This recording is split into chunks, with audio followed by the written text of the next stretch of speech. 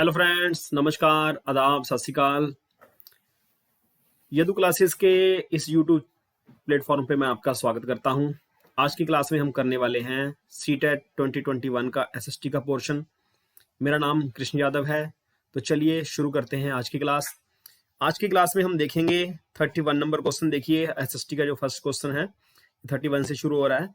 इसमें शरद ऋतु के बारे में पूछा गया है। इनमें से सही विकल्प हमने इसमें से चुनना है। फर्स्ट है ए ऑप्शन। क्या कह रहा है? ऑप्शन ए, इस मौसम को दक्षिण पश्चिमी मानसून के नाम से भी जाना जाता है। तो शरद ऋतु को दक्षिण पश्चिमी मानसून नहीं कहा जाता, इसलिए ऑप्शन ये हमारा ए गलत हो जाता है।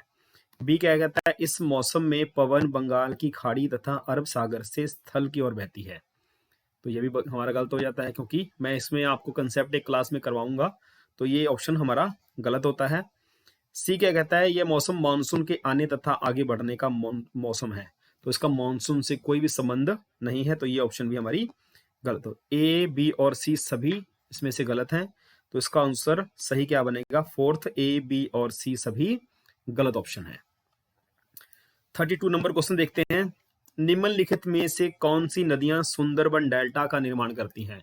आपको मालूम है कि सुंदरबन डेल्टा संसार का सबसे विशाल डेल्टा है। तो ये कौन कौन सी नदियां बनाती हैं? गंगा एवं ब्रह्मपुत्र, नर्मदा, ताप्ती, महानदी एवं गोदावरी, कृष्णा एवं कावेरी। तो इसको आंसर आएगा, इसका सही आंसर आएगा जो वो आएगा गंगा और ब्रह्मपुत्र नदी से ये डेल्टा बनाया जाता है। 33 क्वेश्चन देखते हैं। दिए गए लक्षणों ए और बी के आधार पर वायुमंडलीय परत की पहचान करें। ये वायुमंडलीय परत हमें बतानी है। किसके आधार पर बतानी है? ए ऑप्शन क्या कहता है? अंतरिक्ष से प्रवेश करने वाले उल्कापिंड इस परत में आने पर जल जाते हैं। उल्कापिंड जो होते हैं वो इस परत में आकर जल जाते हैं काफी। तो बी ऑप्शन क्या कहता है? इस परत में बढ़ती ऊंचाई के साथ तापमान घटता है। तो ये इस परत में तापमान काफी ज्यादा घट जाता है। तो ये कौन सी परत है? श्रोमंडल, समताप मंडल, मध्यमंडल या बाह्यमंडल? तो इसका आंसर आएगा मध्यमंडल, क्योंकि मध्यमंडल में आके ही जो उल्का होते हैं वो जल जाते हैं और इसका टेम्परेचर जो होता है वो काफी माइनस में चला जाता है, घट जाता है काफी। 34 नंबर क्वेश्चन देखते हैं। आपतन का संबंध है। आपतन मतलब इंसुलेशन। इंसुलेशन का मतलब क्या होता है? वायुदाब के साथ होता है, मौसमी पवने के साथ होता है, सूर्य ऊर्जा के साथ होता है, या वायुमंडल और उसमें होने वाली गैसों के साथ होता है। तो आत्मन क्या होता है? आत्मन का मतलब होता है सूर्य की जो तपश होती है ये पर्टिकुलर किस जगह पर कितनी बढ़ रही है। तो इसका संबंध किसके साथ हो गया? सूर्य की ऊर्जा के साथ। इस किसी भाग पे सूर्य की तपश जो कितनी बढ़ती है उसको आत्मन या इंसुलेशन का हम नाम देते हैं। 35 नंबर क्वेश्चन देखते हैं। उचित विकल्पों के साथ निम्नलिखित का मिलान कीजिए। तो इसमें वनों के बारे में बताया गया है। शंकुधारी वन, भूमध्यसागरीय वनस्पति, उष्णकटिबंधीय सदाबहार वन, शीतोष्ण सदाबहार वन। तो जो शंकु इसमें देखते हैं, महाद्वीपों का पूर्वी किनारा, दृढ़ काष्ठ वाले वृक्ष, नरम काष्ठ वाले वृक्ष, सदाबहार वृक्ष, महाद्वीपों का पश्चिमी एवं दक्षिणी पश्चिमी किनारा। तो उसमें शंकुधारी जो वन है इसमें इसमें क्या इसकी बनती है? तो इसका ऑप्शन बनता है थर्ड। और भूमध्यसागरीय वनस्पति का बनता है जो ज्यादा पाई जाती है वह पश्चिमी महाद्वीपों का जो पश्चिमी और दक्षिणी पश्चिमी किनारा है, यहाँ पे भूमध्यसागरीय वनस्पति ज्यादा पाई जाती है। और उष्णकटिबंधीय वनस्पति जो होती है उसका संबंध किसके साथ है? उसका संबंध है सेकंड के साथ। दृढ़ काष्ठ वाले जो वृक्ष होते हैं वो उष्णकटिबंधीय वनस्पति या सदाबहार वनस्पति उसको बोल देते हैं। और लास्ट हमारा जो रह गया शीतोष्ण सदाबहार वनस्पति जो होती है वो उसका संबंध किसके साथ है? वो पाई जाती है महाद्वीपों का जो पूर्वी किनारा है। तो फर्स्ट का ऑप्शन बन रहा है थर्ड और बी का बन रहा है फोर्थ। तो इसका आंसर आ गया जी सेकंड। ठीक है, फर्स्ट का थर्ड और बी का फोर्थ। तो इसी से क्लियर हो जाएगा हमारा। इसका आंसर बन जाएगा सेकंड आंसर। 35 का सेकंड आंसर बन जाएगा। 36 नंबर क्वेश्चन देखते हैं। नीचे दिए दोनों कथनों पर ध्यान दें और उचित विकल्प का चयन करें। कथन 1 क्या कहता है? सहारा रेगिस्तान एक समय में पूर्णतः हरा भरा मैदान था। बिल्कुल सही बात है। ठीक है, जितने भी रेगिस्तान थे किसी समय वो हरे भरे थे। तो इसका ऑप्शन हमारा सही है, बिल्कुल सही है। सहारा की गुफाओं से प्राप्त चित्र नदियां, मगर, हाथी, शेर, पशु एवं बकरियों दर्शाते हैं। उसमें जो हमें उसकी गुफाओं से जो हमें चित्र वगैरह प्राप्त हुए हैं, तो उनमें से कौन कौन से चित्र? नदियां, मगर, हाथी, शेर, तो इन चीजों की जो हमें आकृतियां मिलती हैं। तो ये दोनों ऑप्शन बिल्कुल सही होते हैं। ठीक है, तो ए गलत है, बी सही है, ए सही है, बी गलत है, ए और बी दोनों सही है। तो इसका ऑप्शन बन जाएगा सही, जो 3 ऑप्शन बन जाएगा। 37 नंबर डॉल्फिन के बारे में पूछा गया है। कथन ए, बी और सी पर विचार कीजिए और सही विकल्प का चयन कीजिए। आपको पता है भी डॉल्फिन जो होती है वो एक साफ पानी में पाई जाती है। तो ए ऑप्शन क्या कहता है, गंगा और ब्रह्मपुत्र नदी के अलवण, अलवण मतलब जो नमकीन पानी नहीं होता, जो नदियों का पानी, उस जल में डॉल्फिन पाई जाती है। बिल्कुल सही बात है ये। डॉल्फिन अभयारण्य बिहार राज्य में अवस्थित है। बिल्कुल सही बात है, ये भी बिहार राज्य में है ये। डॉल्फिन की उपस्थिति से जल की शुद्धता का पता लगता है। जिस जल में डॉल्फिन पाई जाती है इसका मतलब वो पानी शुद्ध माना जाता है। तो उसका ऑप्शन ये भी, सी ऑप्शन भी सही बनता है। तो ए, बी और सी तीनों बिल्कुल सही है। तो 37 का जो ऑप्शन बन जाएगा वो हमारा फर्स्ट बन जाएगा। 38 नंबर क्वेश्चन देखते हैं। बायोगैस, बायोगैस जिसको एक हम ऊर्जा के रूप में यूज कर रहे हैं, अनिवार्य रूप से निम्न में से किन का मिश्रण है? मिथेन और कार्बन डाइऑक्साइड, मिथेन और नाइट्रोजन, मिथेन और हाइड्रोजन, मिथेन और हीलियम। तो जो बायोगैस दो मिक्सर से मिलके बनती है तो वो बनती है मिथेन और कार्बन डाइऑक्साइड गैस से। ठीक है, तो ये ऑप्शन इसका फर्स्ट बन जाएगा। 39 नंबर क्या कहता है, संसाधन के बारे में कथन ए और बी पर विचार करें और उत्तर का चयन करें। तो काफी कंसेप्चुअल क्वेश्चन एनसीईआरटी के बेस पे पूछे जाते हैं सीटेट में। काफी अच्छा पेपर बनाता है जो सीटेट है। तो इसके बारे में विचार करेंगे। सभी संसाधनों का आर्थिक मूल्य होता है। संसाधन बहुत से पाए जाते हैं लेकिन हम ये नहीं कहते कि सभी आर्थिक संसाधनों का मूल्य, कई जो हमारे संसाधन होते हैं उनका मूल्य नहीं होता। ठीक है, बहुत सारे संसाधन इस प्रकार के होते हैं। समय और प्रौद्योगिकी दो महत्वपूर्ण कारक हैं जो पदार्थों को संसाधन में परिवर्तित कर सकते हैं। समय, जैसे मान लीजिए कोयला है जो, तो वो काफी समय जमीन के अंदर दबा पड़ा था, तो उसके बाद वो संसाधन में कन्वर्ट हो गया। और बहुत सारी टेक्नोलॉजी आज विकसित हो गई है जिससे हम किसी भी जो हमारे जो साधन हैं, पदार्थ हैं, उनको हम संसाधन में कन्वर्ट कर सकते हैं। तो ये ऑप्शन बी सही बनती है। ऑप्शन ए हमारी जो वो गलत बनती है, क्योंकि सभी आर्थिक संसाधनों का मूल्य नहीं होता, जरूरी नहीं होता भी सभी संसाधनों का मूल्य हो। तो ए गलत है और बी सही। तो इसके हिसाब से ऑप्शन हमारी जो ए वो हमारी सही मानी जाएगी। 40 नंबर क्वेश्चन देखते हैं। निम्न में से ऊर्जा के परंपरागत स्रोत के समूह की पहचान। परंपरागत स्रोत मतलब जो पुराने समय से चलते आ रहे हैं हमारे जो परंपरागत स्रोत है हमारे, ठीक है, जिनको हम कन्वेंशनल सोर्स बोलते हैं। तो कौन कौन से हैं? खनिज तेल, प्राकृतिक गैस और ईंधन, कोयला, ईंधन और बायोगैस। देखो बायोगैस तो नवीन ऊर्जा में आ जाएगा ना। जल विद्युत, ये भी नवीन में आ जाएगा, तो ये ऑप्शन भी नहीं आएगा ना। परमाणु ऊर्जा भी नए में आ जाएगा ना। तो ये तीनों ऑप्शन हमारी नहीं आएगी। तो इसका फर्स्ट ऑप्शन आएगा खनिज तेल, प्राकृतिक और प्रतिकृत गैस और ईंधन। ठीक है, 41 नंबर क्वेश्चन देखते हैं। 41 का इसमें मिलान करना है। प्राकृतिक संसाधनों के प्रकार को उसके वर्गीकरण के साथ मिलान करना है। वर्गीकरण का इसका क्लासिफिकेशन है जो, और उसका संसाधन के प्रकार है। तो विकास व प्रयोग का स्तर, उसका ओरिजिन, उसका डिस्ट्रीब्यूशन और उसका भंडारण। ठीक है, वास्तविक और संभाव्य मतलब पोटेंशियल और एक्चुअल है। जैव और ये बायोटेक भी हैं या फिर नॉन बायोटेक भी हैं। ये सर्वव्यापक और स्थानिक हैं, लोकल भी पाए जाते हैं। और उसमें तो नवीनीय और नवीनीय दोनों प्रकार के होते हैं। तो इनमें से कौन कौन सी ऑप्शन सही बनेगी? तो विकास एवं प्रयोग का स्तर, तो उसका विकास एवं जो ये एक्चुअल भी है तो पोटेंशियल भी है, दोनों हैं। तो इसका मिलान ए से फर्स्ट का हो जाएगा। उद्गम, ओरिजिन, ये बायोटेक भी हैं और एबायोटेक भी हैं। जैव और अजैव दोनों में पाए जाते हैं, तो इसका मिलान बी का 2 से हो जाएगा। वितरण, ये हर जगह पाए जाते हैं। और कुछ जो होते हैं, जो हमारे संसाधन होते हैं, जो हमारे प्राकृतिक संसाधन होते हैं, किसी पर्टिकुलर जगह भी पाए जाते हैं। जैसे पंजाब में नहीं पाया जाता, हरियाणा में प्राकृतिक संसाधन बहुत कम पाए जाते हैं। कोयला नहीं पाया जाता। जैसे तांबा है पर्टिकुलर एक जगह पे राजस्थान में ज्यादा पाया जाता है, या किसी खास जगह पे ज्यादा पाया जाता है। सोना कर्नाटक में पाया जाता है ना। तो इसका वितरण जो आएगा सर्वव्यापक भी है और स्थानिक दोनों है। भंडारण, भंडारण हमें नवीनीकरण भी मिलता है और अनवीनीकरण, जिसका हम नवीनीकरण भी कर सकते हैं। और बहुत सारे संसाधन इस प्रकार से हैं जिनका हम नवीनीकरण नहीं कर सकते। जैसे परमाणु है जो उसका हम नवीनीकरण कर सकते हैं, कोयला का नवीनीकरण नहीं कर सकते। तो इसका ऑप्शन का डी का बन जाएगा फोर्थ ऑप्शन। तो ये क्रमवारी बन रहा है सभी। तो ए का फर्स्ट, बी का सेकंड, सी का थर्ड और डी का फोर्थ। तो इसका आंसर ये बन जाएगा, बाकी की भी मैच नहीं करता है। तो 41 का जो ऑप्शन आएगा वो हमारा फर्स्ट बनेगा। 42 नंबर क्वेश्चन देखते हैं। लगभग 12,000 साल पहले भारत में कई क्षेत्रों में गर्मी बढ़ने के कारण घास वाले मैदान बनने लगे थे। तो बिल्कुल सही है। ठीक है, लगभग 12,000 साल पहले, क्योंकि धरती जो थी वो हेलोसिन काल में प्रवेश की है जो, तो उससे हमारी धरती जो गर्म होने लगी थी, उसके घास के मैदानों का निर्माण हुआ था। कथन बी क्या कहता है, हिरन, बारहसिंघा, बकरी, भेड़ और मवेशी जैसे जानवरों की संख्या बढ़ी थी जो घास खाने वाले हैं। ठीक है, तो ये भी बिल्कुल सही है, दोनों ऑप्शन हमारी सही बनती है। तो ऑप्शन देख लेते हैं, ए सही है, बी गलत है। मतलब ये तो बन नहीं सकता ना, क्योंकि दोनों सही है हमारे। ए गलत है, बी सही है, तो ये भी नहीं बन सकता है ना। ए और बी दोनों सही है और ए का कारण बी है। ठीक है, तो गर्मी बढ़ी है तो घास के मैदान बने हैं, है ना। तो घास के मैदान बढ़ने से जानवरों की संख्या में वृद्धि हुई है, हम ये नहीं कह सकते।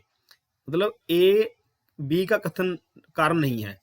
ठीक है, तो चौथी ऑप्शन देखते हैं, ए और बी दोनों सही है किंतु ए का कारण बी नहीं। हाँ, ये ऑप्शन हमारी बिल्कुल सही मानी जाएगी, क्योंकि ए का कारण बी नहीं है, दोनों दोनों के कारण अलग अलग हैं। 43 क्वेश्चन देखते हैं, पुरा स्थल। ठीक है, साइट्स जो होती है हमारी, पुरा स्थल के संदर्भ में निम्नलिखित में कौन सा सही है। वह स्थान जहां वस्तुओं के अवशेष मिलते हैं, वे ये केवल जमीन के ऊपर ही पाए जाते हैं, ये केवल जमीन के अंदर ही पाए जाते हैं, ये समुंदर और नदी के तल में कभी भी नहीं पाए जाते हैं। तो ये जो हमारे साइट्स हैं बहुत जमीन के अंदर भी मिली हैं, ठीक है, जमीन के बाहर भी मिली हैं। तो ये ऑप्शन हमारी जो ये है हमारी जमीन के ऊपर पाए जाते, जमीन के अंदर ही पाए जाते हैं, ये भी गलत है। ये समुंदर और नदी के तल में कभी भी नहीं पाए जाते हैं। तो मिलते हैं हमें, यहाँ भी मिलते हैं। ठीक है, जैसे द्वारिका है, तो द्वारिका तो हमारी समुद्र में डूब चुकी है ना। तो ये बी, सी और डी तीनों गलत हो गए। तो सिर्फ ए ऑप्शन हमारा जो सही माना जाता है, वह स्थान जहां वस्तुओं के अवशेष मिलते हैं, किसी जगह भी मिले, चाहे वो नदी मिलते हैं, समुद्र में मिलते हैं, या किसी धरती के अंदर मिलते हैं, या फिर धरती के ऊपर मिलते हैं, हम उसको पुरस्थल का नाम देते हैं। हड़प्पा सभ्यता के लोग बनाते थे, क्या बनाते थे, पत्थर की मोहरें। हाँ, बिल्कुल बनाते थे। पीले रंग से डिजाइन किए गए पात्र, पीले रंग से डिजाइन किए पात्र नहीं होते थे, उनके काले और लाल के पात्र होते थे। लोहे से बनी तकलियां, तो लोहे का तो उनको ज्ञान ही नहीं था, इसके लिए ऑप्शन ये भी गलत हो जाएगी। सोने से बने बर्तन, हाँ, सोने से बने बर्तन हमें उनके मिले हैं। तो ऑप्शन ए और डी बिल्कुल सही है। तो ऑप्शन ए और डी देखते हैं कौन सी, ए और सी, ए और डी। तो हाँ, ये बिल्कुल हमारा सेकंड जो है हमारा बिल्कुल सही माना जाएगा। बाकी तीन आगे नेक्स्ट में 3 और 4 में तीन ऑप्शन दी हुई है। 45 नंबर क्वेश्चन देखते हैं, एक महापाषाण कब्र में 2 कंकालों के अवशेष थे। ठीक है, 2 जगह पे हमें मिले हैं ये। एक हमें बुर्ज होम में मिला था। तो इन दोनों में से महिला के कंकाल का अनुमान लगाने हेतु देखना, हम ये कैसे बता सकते हैं कि उसमें से वो पुरुष का था या एक महिला का था। तो हड्डियों की संरचना, कंकालों के साथ मिले आभूषण, कंकालों के आकार, कंकालों के साथ मिले खाना पकाने के बर्तन। तो देखिए, हड्डियों की संरचना से तो हम बता सकते हैं, क्योंकि जो हमारा स्त्रियों और पुरुषों का जो बॉडी स्ट्रक्चर होता है, उसकी हड्डियों का संरचना होती है, उससे हम बता सकते हैं कि ये पुरुषों की है और ये स्त्रियों की है। कंकाल के साथ मिले आभूषण, आभूषण उस समय पुरुष भी पहनते थे और औरतें पहनते, तो इससे हम ये आइडिया नहीं लगा सकते हैं कि ये पुरुष का था या ये स्त्री का था। तो ये ऑप्शन गलत हो जाता है। कंकालों के आकार, तो आकार से हम नहीं बता सकते भी ये पुरुष का था या औरत का था। कंकालों के साथ मिले, ये तो बिल्कुल नहीं बन सकता, इसीलिए ऑप्शन हमारी फर्स्ट सही बनती है। तो केवल ए, ओनली ए हमारा सही ऑप्शन बनेगा 45 का ए।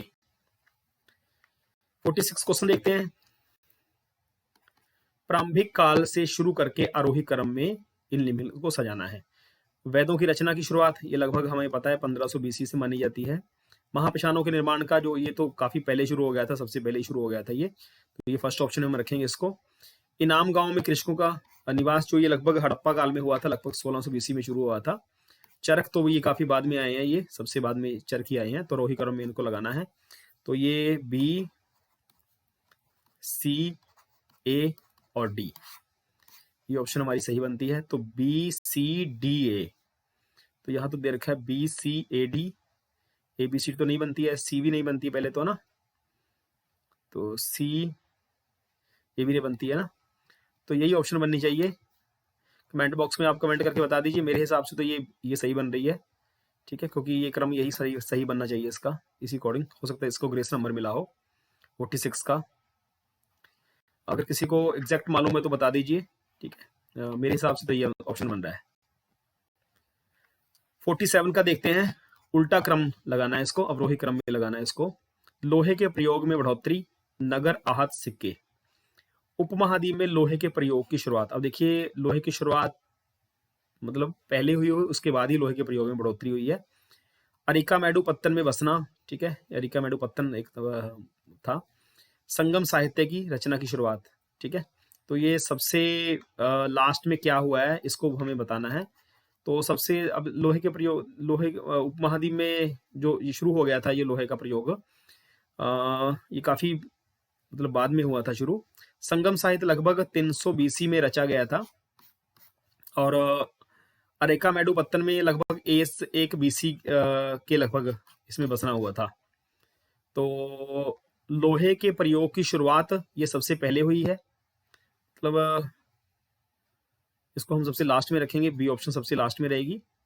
उसके बाद आएगी ए ऑप्शन, उसके बाद आएगा फिर डी ऑप्शन और उसके बाद आएगा सी ऑप्शन।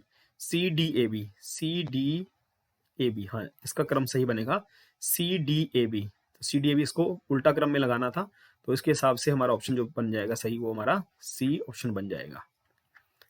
48 नंबर क्वेश्चन देखते हैं। चौल मंदिर धार्मिक, सामाजिक एवं सांस्कृतिक जीवन के केंद्र थे। ठीक है, हाँ बिल्कुल सही है। ठीक है, जो चौल मंदिर थे हमारे धार्मिक, सामाजिक और सांस्कृतिक जीवन के वो केंद्र माने जाते थे। चौल कांस्य प्रतिमाएं देवी देवताओं की थी, पर कुछ प्रतिमाएं भक्तों की भी थी। हाँ बिल्कुल सही है, कुछ भक्तों की प्रतिमाएं भी वहां पे पाई गई हैं। तो ए सही है, बी गलत है। ए गलत है, तो गलत वाला तो देखो आ ही नहीं सकता इसमें से, ए भी ऑप्शन नहीं आएगा, ये भी नहीं आएगा। ए और बी दोनों सही हैं और ए का सही स्पष्टीकरण है। ठीक है, ए और बी दोनों सही है किंतु ए का सही स्पष्टीकरण बी नहीं है। हाँ इसका ऑप्शन ये बनेगा, इसका कारण जो वो सही स्पष्टीकरण जो ए का बी नहीं माना जाता, तो इसका फोर्थ ऑप्शन जो सही बनेगा। 49 नंबर क्वेश्चन देखते हैं। दिल्ली के सुल्तानों के समय तवारीख के लेखकों ने जन्म सिद्ध अधिकार और लिंग भेद पर आधारित आदर्श समाज व्यवस्था बनाए रखने की सलाह दी थी। जो तवारीख के लेखक थे तो उन्होंने उस समय के जो सल्तनत के बादशाह थे या सुल्तान थे उनको ये बोला था कि आप लिंग भेद बनाए रखें और जन्म सिद्ध अधिकार जो उनके होते थे, मतलब जो शुरू से अधिकार उनके चलते आ रहे हैं उसको बनाए रखने की सलाह दी थी। हाँ ये बिल्कुल सही माना जाता है। उनके विचारों से सभी लोग सहमत थे, नहीं हम ये नहीं कह सकते कि सभी लोग उनके विचारों से सहमत थे। इस हिसाब से ये ऑप्शन हमारा गलत हो गया। तो ओनली ए सही माना जाएगा, बी हमारा गलत माना जाएगा। तो ऑप्शन ए हमारा बिल्कुल सही हो जाएगा इससे। 50 क्वेश्चन। रजिया सुल्ताना ने अपने अभिलेखों में अपना नाम पुरुषों जैसा लिखकर अपने पुरुष होने का भ्रम पैदा किया। नहीं, रजिया सुल्ताना ने अपना नाम पुरुषों जैसा नहीं लिखा, उसका नाम रजिया सुल्ताना ही हमें देखने में मिलता है। तो इसका ऑप्शन हमारा ये गलत माना जाएगा। तारीख के लेखकों ने सामाजिक तथा लिंग भेद को आधार बनाकर यह तर्क दिया कि पुरुष स्त्रियों की तुलना में श्रेष्ठ होते हैं। हाँ, जो तारीख के लेखक थे वो ये मानते थे कि, क्योंकि वो ट्रेडिशनल सोच थी उनकी, रूढ़िवादी सोच थी, वो मानते थे कि पुरुष ही हमेशा महिलाओं से बेहतर होते हैं। तो ये ऑप्शन हमारी सही मानी जाएगी। तो ओनली बी सही है, ए सही है, बी गलत है। ए गलत है, बी सही। हाँ ये ऑप्शन हमारी सही मानी जाएगी। ठीक है, तो आगे तो देखो ये ऑप्शन बन ही नहीं सकती। 51 नंबर क्वेश्चन देखते हैं। अकबर, जहांगीर और शाहजहां ने सुलह कुल, स्वत्र शांति, मतलब सब जगह शांति के विचार को शासन का सिद्धांत बनाया। विभिन्न धर्मों से जुड़े हुए व्यक्तियों के साथ विचार विमर्श से अकबर की समझ बनी, जो कि विद्वान, धार्मिक रीति और मतांगता पर बल देते थे, जो वे अक्सर कट्टर होते थे। ठीक है, तो ये भी बिल्कुल सही बात है। ठीक है, ये भी बिल्कुल सही है, दोनों सही हैं। लेकिन क्या इसका कारण था, क्योंकि अकबर का जो सामना हुआ था वो खासकर कट्टर लोगों से हुआ था। तो अकबर, जहांगीर और शाहजहां ने एक सर्वत्र शांति के विचार को शासन का सिद्धांत बनाया था। इसका मतलब क्या है, ये दोनों कारण आपस में मिलते हैं। ठीक है, ए और बी दोनों सही, ए और बी तो बन ही नहीं सकती क्योंकि दोनों सही हैं। ए और बी दोनों सही है और ए का कारण बी है। ठीक है, अगर धार्मिक कट्टरता पाई जाती थी तभी तो उन्होंने सुलह और कुल का या सर्वत्र शांति का विचार अपने दिमाग में लाए थे वो। ठीक है, तो अकबर, जहांगीर और शाहजहां ने सुलह कुल के विचार को इसलिए अपनाया था क्योंकि वो कट्टर लोगों से घिरे हुए थे। तो इसका ऑप्शन हमारा 3 सही माना जाएगा। 52 नंबर देखते हैं। दिल्ली के सुल्तानों और मुगलों के काल में श्रेणीबद्ध समाज ज्यादा सरल हो गया था। ठीक है, ज्यादा सरल हो गया था। जनजातीय समाज कई असमान वर्गों में विभाजित नहीं था। ये तो बिल्कुल सही बात है। देखो, क्योंकि जो जनजातीय समाज था उसमें ज्यादा फर्क नहीं था, मतलब उसमें ज्यादा विभाजन नहीं था जितना कि दिल्ली के सुल्तानों और मुगलों के काल में श्रेणीबद्ध समाज ज्यादा सरल हो गया था। ये सरल नहीं हुआ था बल्कि कॉम्प्लिकेटेड था। हमारा समाज शुरू से कॉम्प्लिकेटेड रहा है, जो नॉर्मल समाज है हमारा।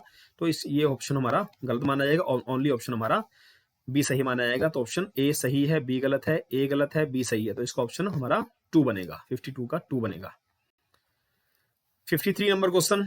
बहादुर शाह जफर ने मुखियाओं और शासकों को चिट्ठी लिखकर अंग्रेजों से लड़ने के लिए भारतीय राज्यों का एक संघ बनाने का आह्वान किया था। बहादुर शाह जफर मुगल बादशाह, आखिरी मुगल बादशाह माने गए हैं।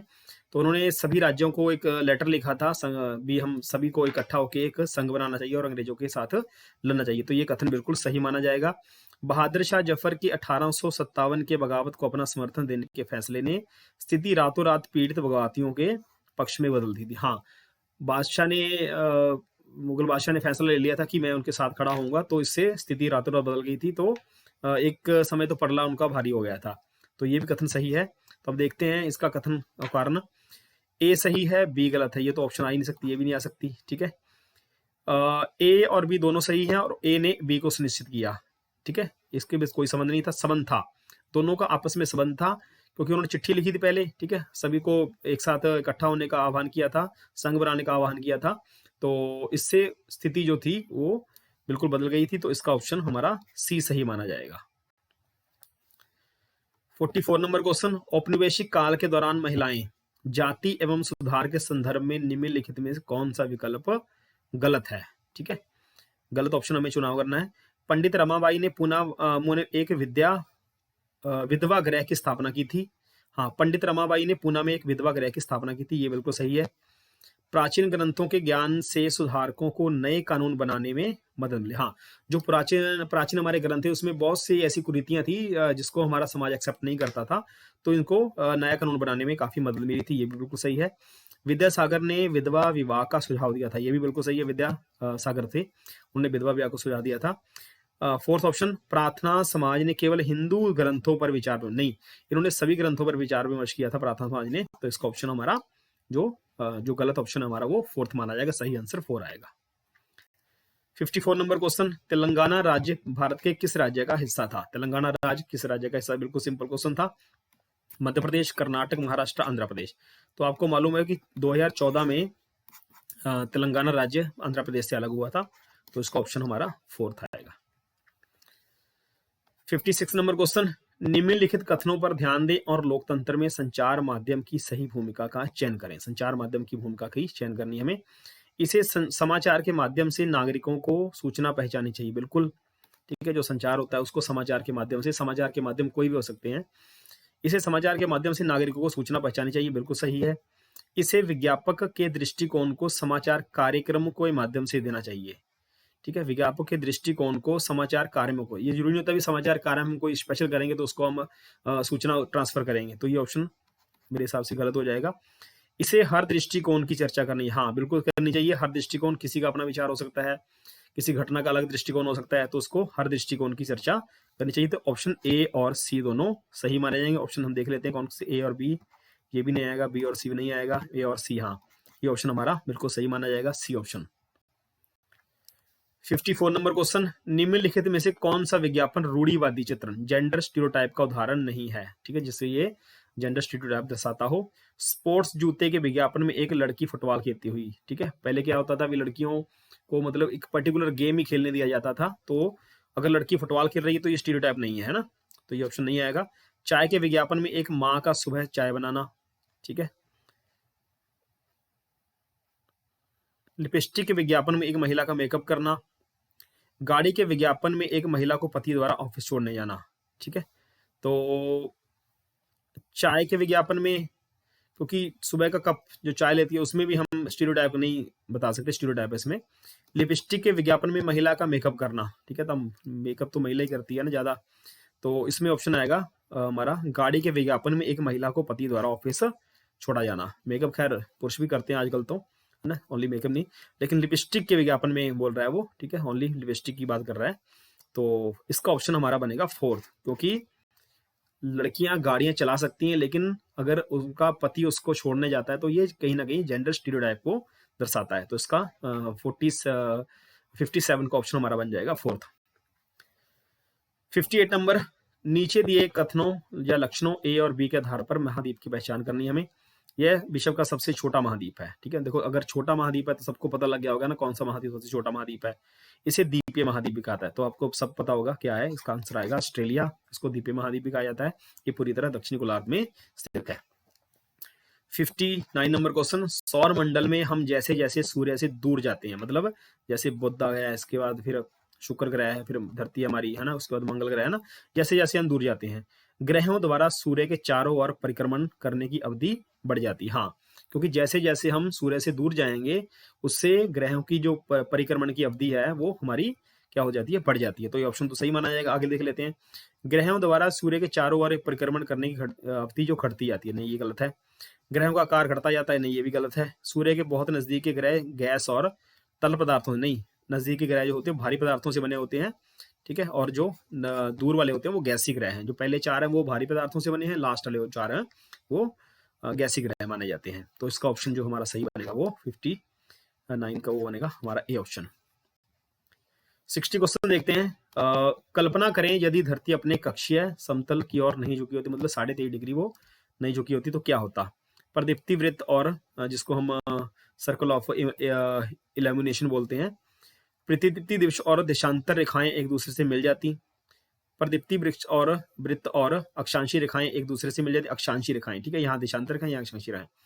किसी क्षेत्र विशेष में कोई मौसमी परिवर्तन नहीं होता, किसी क्षेत्र विशेष में ज्यादा मौसमी परिवर्तन होता। तो ये ऑप्शन तो देखो नहीं, गलत है ना, क्योंकि मौसमी परिवर्तन तो धरती की परिक्रमा और उसका रोटेशन और रेवोल्यूशन पे आधारित है। तो ये तो दोनों ऑप्शन नहीं आएगी इसमें से। अक्षांशी रेखाएं एक दूसरे में मिल जाती।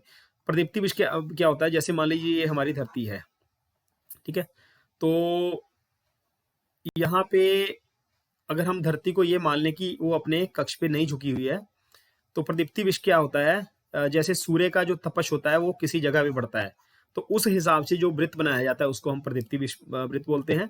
तो अगर ना झुकी होती तो प्रदीप्ति वृत्त और देशांतर जो रेखाएं हैं वो एक दूसरे से क्या होती, वो एग्जैक्ट तौर से मिल जाती, ठीक है। ये तो पहले से मिले हुए हैं, बी ऑप्शन तो पहले से मिली हुई है, तो ये फर्स्ट ऑप्शन भी हो जाता अगर धरती अपने कक्ष पे ना झुकी होती। तो 60 का जो हमारा बन जाएगा ऑप्शन वो हमारा ए बन जाएगा। 61, भारत में ग्राम पंचायतों का जो कार्यकाल होता है वो कितने साल के लिए होता है, 5 साल के लिए, 6 साल, 4 साल। आपको मालूम है कि ये हमारा 5 साल के लिए होता है। हमारी जो 11वीं अनुसूची है उसमें इसका वर्णन किया गया है। भारत में 11वीं सूची में ग्राम पंचायतों का कार्यकाल होता है वो, अगर 5 साल के बाद अगर इलेक्शन नहीं होती तो 6 महीने के अंदर अंदर इलेक्शन करवानी जरूरी होती है। 62 नंबर क्वेश्चन देखते हैं, पुलिस थाने के प्रभारी का क्या नाम होता है, ठीक है।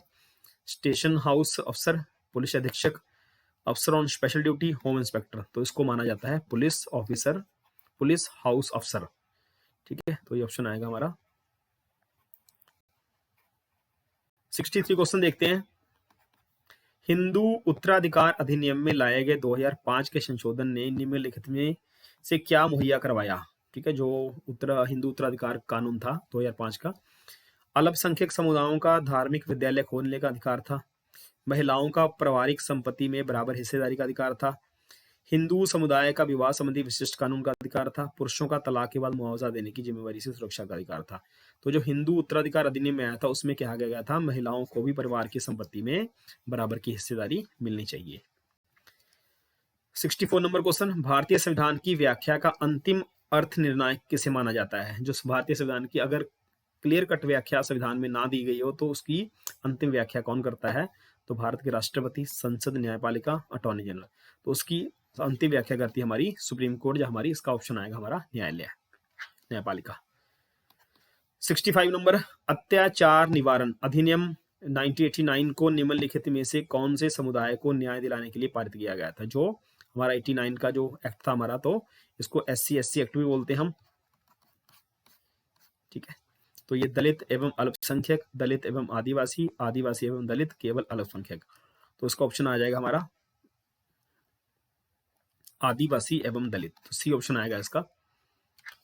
66 नंबर क्वेश्चन, ऐसी राजनीतिक व्यवस्था जिसमें एक से अधिक स्तर की सरकार हो उसे क्या कहा जाएगा, धर्मनिरपेक्ष, उदारवादी, गणतंत्र या फिर संघवाद। तो संघ में 2 प्रकार की सरकारें काम करती हैं, जैसे एक केंद्र सरकार काम करती है और एक राज्य सरकार काम करती है, तो उसको संघवाद बोला जाएगा। जैसे भारत भी एक प्रकार का संघ है। 67 नंबर क्वेश्चन, निम्नलिखित में से कौन सी नीति सामाजिक न्याय को प्रोत्साहित करती है।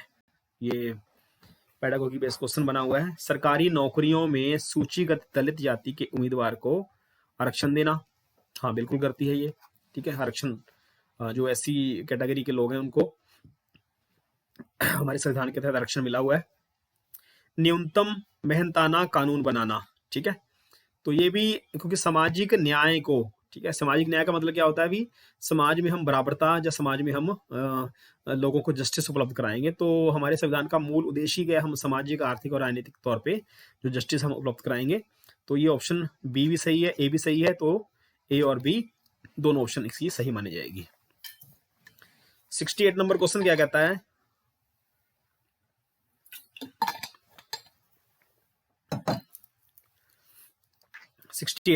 नई दिल्ली के वस्तुकला की शैली की चर्चा में एक शिक्षक को ध्यान केंद्रित करना चाहिए, ठीक है। शिक्षक को ध्यान अपना केंद्रित, तो दिल्ली की जो वस्तुकला की शैली है उसमें क्या शिक्षक को केंद्रित करना चाहिए अपना ध्यान। कैसे पर्यटक इमारतों को देखते हैं, इमारतों को दूर से कैसे देखना चाहिए। देखो ये तो कोई लॉजिक ही नहीं बन रहा है इसमें से ना, कैसे पर्यटक इमारतों को देखते हैं। उसकी शैली पुरानी दिल्ली की शैली से कैसे श्रेष्ठ है। कैसे यह ब्रिटिश महत्ता और विस्मय का भाव पैदा करता है। तो इसका ऑप्शन बनेगा फोर्थ, ठीक है। क्योंकि बहुत सारी इमारतें जो हमारी ब्रिटिश काल की भी है ना, और हमारा इन इमारतों के प्रति जो आदर का भाव है वो किस प्रकार से पैदा होता है। तो इसका ऑप्शन आएगा हमारा फोर्थ ऑप्शन। 69 नंबर क्वेश्चन देखते हैं। इतिहास शिक्षण का उद्देश्य केंद्रित होना चाहिए। जो टीचर इतिहास पढ़ाता है उसका जो मूल उद्देश्य है वो क्या होना चाहिए। भूतकाल में क्या घटित हुआ यह बताना, भूतकाल में कैसे घटित हुआ यह याद रखना, उन मुद्दों की पहचान करना जो वर्तमान में भी प्रासंगिक हैं, अधिगमकर्ताओं में क्रियात्मक क्षमता विकसित करना, ठीक है। तो इतिहास के जो शिक्षक होते हैं उनको ये मतलब अपने केंद्र में रखना चाहिए, उनका उद्देश्य होना चाहिए कि उन मुद्दों की पहचान करना है जो वर्तमान में भी प्रासंगिक हैं, जिनकी आज भी मतलब वैल्यू है। तो इसका ऑप्शन आएगा हमारा 3 ऑप्शन। 70 नंबर क्वेश्चन देखते हैं। समसामयिक मुद्दों को सामाजिक विज्ञान की कक्षा में लाने के उद्देश्य, जो करंट मुद्दे होते हैं तो उनको क्लास में लाने का उद्देश्य क्या होना चाहिए। देश से जुड़े मुद्दों के प्रति रुचि को बढ़ावा देना, विश्लेषण और आलोचनात्मक मूल्यांकन करने का कौशल विकसित करना, सनसनीखेज खबर मुहैया कराकर विषय के प्रति रुचि पैदा करना, विद्यालय परिसर के अधिगम और विद्यालय के बाहर की दुनिया को जोड़ने में अधिगमकर्ता की मदद करना। तो देखिए अगर हम सी ऑप्शन पे विचार करें तो सनसनीखेज मुहैया खबर कराना, मतलब कोई भी अगर घटना इस प्रकार से घटित हो जाती है तो मतलब वो हमें इस तरह से नहीं दिखानी चाहिए, क्योंकि सनसनीखेज घटनाएं तो किसी प्रकार की भी हो सकती है ना। तो ये ऑप्शन तो हमारा बिल्कुल नहीं बनेगा। देश से जुड़े मुद्दों के प्रति रुचि को बढ़ावा देना, हाँ बिल्कुल आएगा। विश्लेषण और आलोचनात्मक मूल्यांकन करने का कौशल विकसित करना, हाँ बिल्कुल, क्योंकि ये तो उद्देश्य होना चाहिए मूल। विद्यालय परिषद के अधिगम और विद्यालय के बाहर की दुनिया को जोड़ने में अधिगमकर्ताओं की, मतलब जो स्कूल में हो रहा है और स्कूल के बाहर हो रहा है, ठीक है। क्योंकि बच्चा जो होता है उसका जो मेन उद्देश्य होता है वो समाज के साथ समायोजन कर सके। तो ये ऑप्शन भी हमारा डी सही बन जाएगा, ए बी और डी। तो देख लेते हैं ए बी और डी, ए बी और डी, ये हमारा बी ऑप्शन हमारा सही बनेगा। 71 नंबर क्वेश्चन। सामाजिक विज्ञान की कक्षा में समानता पर चर्चा करते समय उद्देश्य क्या होना चाहिए। समानता पर जो चर्चा कर रहे हैं उसका उद्देश्य क्या होना चाहिए। अधिगमकर्ताओं के साथ गरिमा से जुड़े मुद्दों को संबोधित करना फर्स्ट है। सभी का सम्मान करने के प्रति अधिगमकर्ताओं को संवेदनशील बनाना, संविधान में परिलक्षित मूल्यों पर आधारित होना, यह समझना कि हर तरह का अंतर असमानता की तरफ ले जाता है। अधिगमकर्ता के साथ गरिमा के जुड़े मुद्दों को संबोधित करना, हाँ बिल्कुल आना चाहिए। सभी का सम्मान करने के प्रति, ठीक है, सभी का, हाँ सबको संवेदनशील बनना चाहिए, सभी का सम्मान होना चाहिए। संविधान में परिलक्षित मूल्यों पर आधारित होना, हाँ संविधान में बहुत सारे मूल्य हमारे दिए गए हैं, ठीक है, तो उनको लेके चलना चाहिए हमेशा। तो ए बी और सी।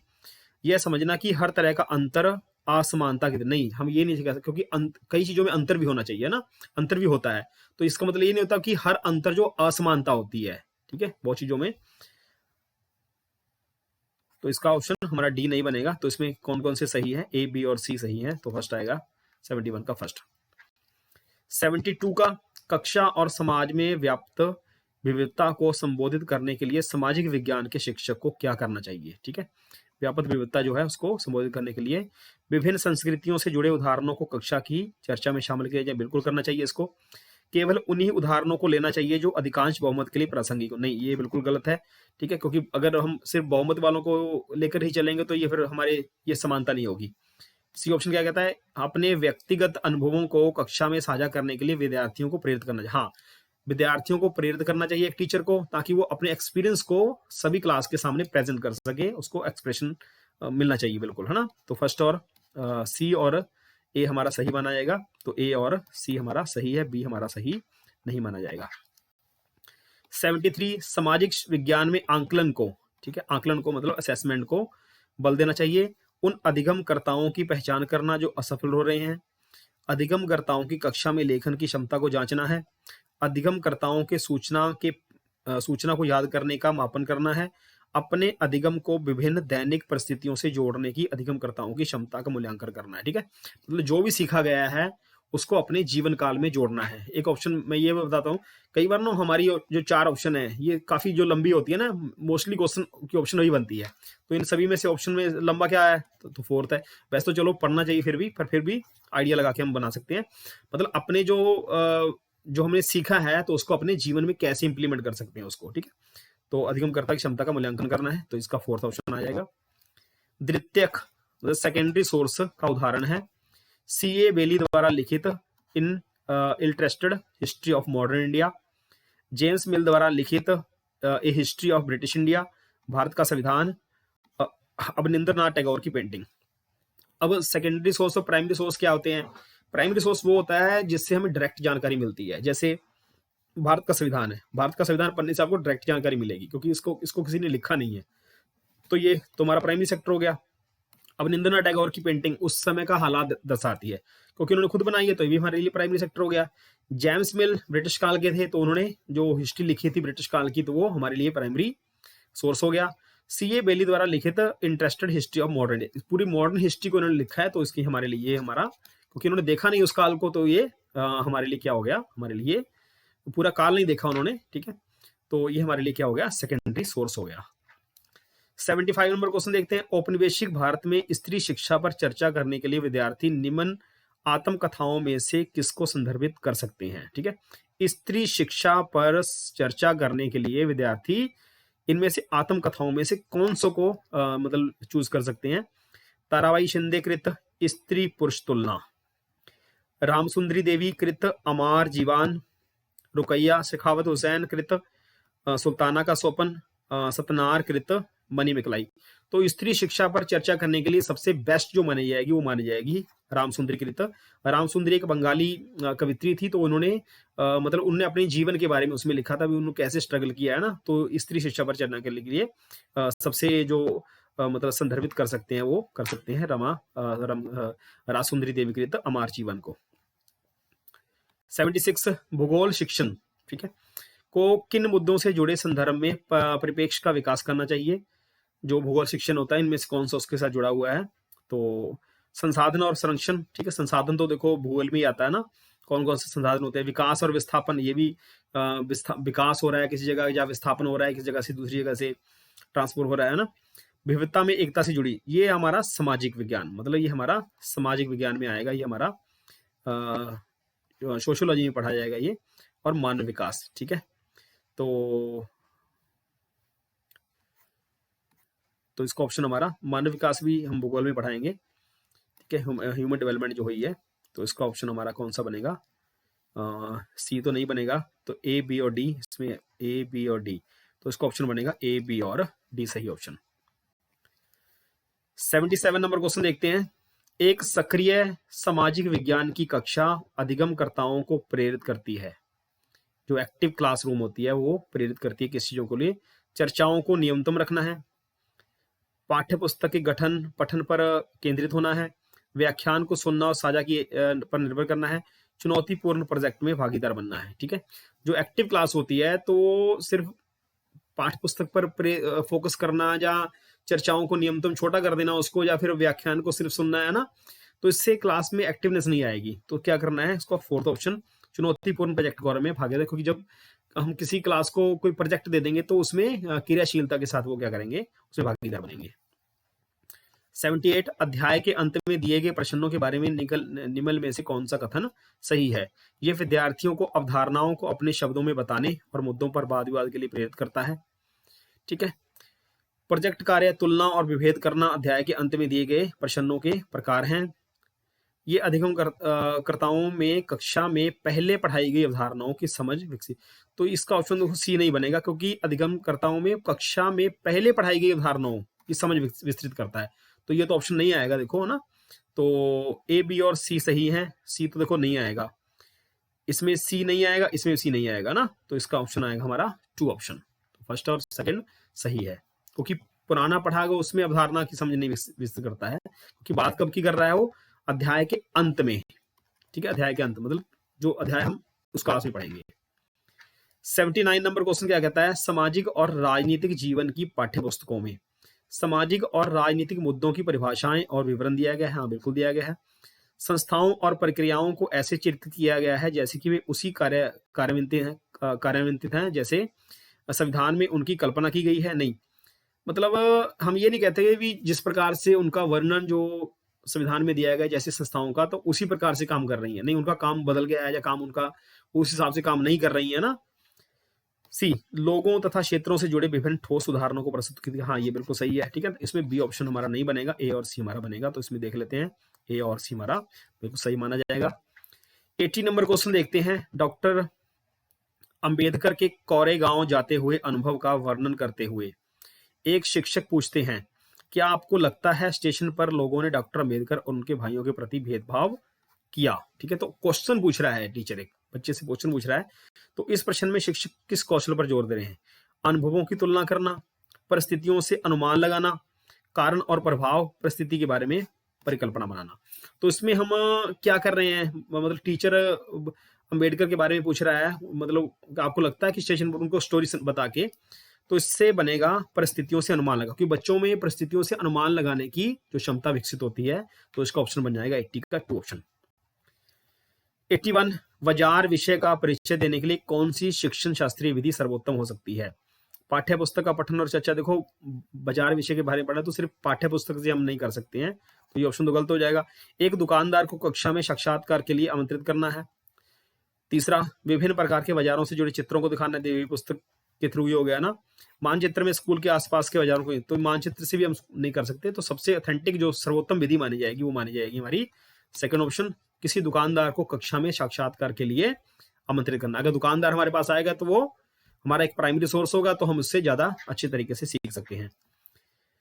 82 नंबर क्वेश्चन, यही है उस ईश्वर की महिमा, इसीलिए दूषण है भीतर। हमारा जो दूषण हमारे भीतर से हम दूषित हो गए हैं।